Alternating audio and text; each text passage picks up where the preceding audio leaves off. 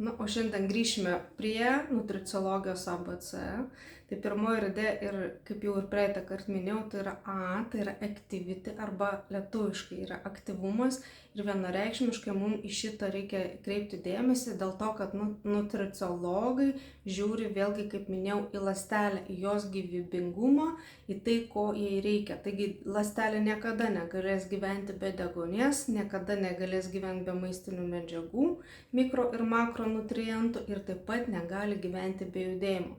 Judėjimas yra tuo svarbus, kad jisai užkuria mums ląstelėms energiją, pradeda gamintis, daugiau pašalinti toksinų pati ląstelė, jinai apsivalo ir toliau gali mums tarnauti.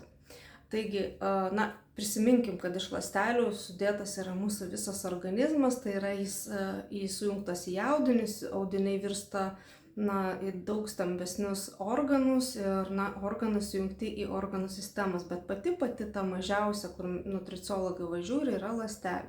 Tai vat ląstelė nori irgi judėti. Raumenys, aišku, labai aktyviai tam padeda, nes jie irgi susiję, sudėlioti yra iš ląstelių. Tai vėlgi raumenys turbūt labiausiai aktyvumą mėgsta, bet tai mėgsta ir širdis, dėl to, kad jinai irgi yra raumuo ir apskritai visas organizmas mėgsta pajudėti.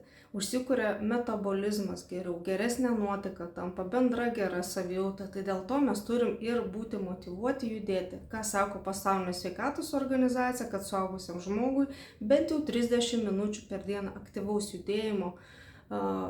Judėjimas yra būtinas, vaikam yra minimum 1 valanda. Ir jeigu mes norime turėti gerą savijautą, norim turėti gerą miegą, nuotaiką ir kad mūsų toksinai labiau pasišalinti iš organizmo, tai privalomas yra judesys. Koks tai yra judesys, jau čia turite rinktis individualiai, vieni mėgsta dinaminį labiau sportą, kiti eina į grupinės treniruotės, kiti su treniruokliais dirba salėse. Privalumų čia turbūt labiau gal išvardintų jums treneriai, bet kad judėjimas yra svarbus, tai šitą reikėtų mums prisiminti ir prieš maistą, prieš valgymą, prieš viską turėtų būti judėjimas. Ką dar judėjimas, kokią naudą teikia, tai vėlgi suaktyvina limfinę sistemą. Jeigu jūs judat intensyviai, jūs greičiausiai suprakaituosit, kas yra labai gerai, nes jau matom labai aktyvų limfos darbą, tai yra reiškia užsikūrė tas mechanizmas, kuris pašalina toksinus daug greičiau. Po šito judėjimo yra rekomenduotina pagerti sorbentus. Tai sorbentai yra tos medžiagos, kurios šlakus ir toksinus paima ir išveda iš organizmo daug lengviau ir greičiau, nes kartais būna irgi visokių trikdžių, tai galėsiu komentaruose porą nurodyti sorbentų iš kompanijos, kuri yra ilgametė, turi ilgametę patirtį gamybos, tikrai tikrina žaliavą ir ją išvalo, kas yra labai svarbu, dėl to, kad rinkoje yra visko daug, bet jeigu jau mes vartojam kažką į vidų, tai turi būti švaru.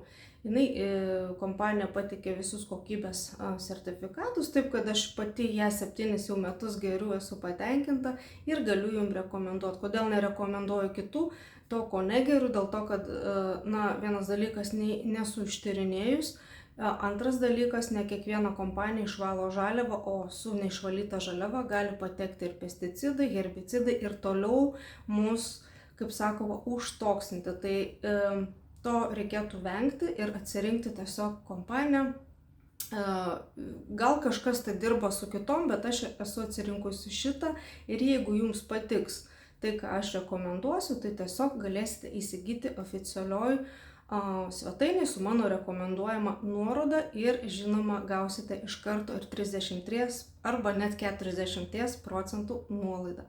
Taigi, iki ir kitą kartą mes kalbėsime jau apie ląstelių mitybą, apie tą sferą didelę tokią, kuri apims daugiau laiko ir tiesiog edukacijos būdu pasižiūrėsim, kokių makro ir mikronutrientų arba medžiagų mums reikia, kad mums organizmas tinkamai tarnautų ir išliktumėm energingi, geros nuotaikos, tai taip pat galėtumėm pasiekti savo tikslus gyvenime ir išvengti be abejo galbūt kažkokių ir net lėtinių ligų, kurių dabar vis daugėja ir daugėja, kad mūsų organizmas būtų atsparus, imunitetas būtų pasiruošęs gintis nuo bet kokių virusų, bakterijų ir panašiai, nes jų irgi yra pilna. Taigi apie tai toliau kalbėsime ir plačiau visai kitoj popietėj.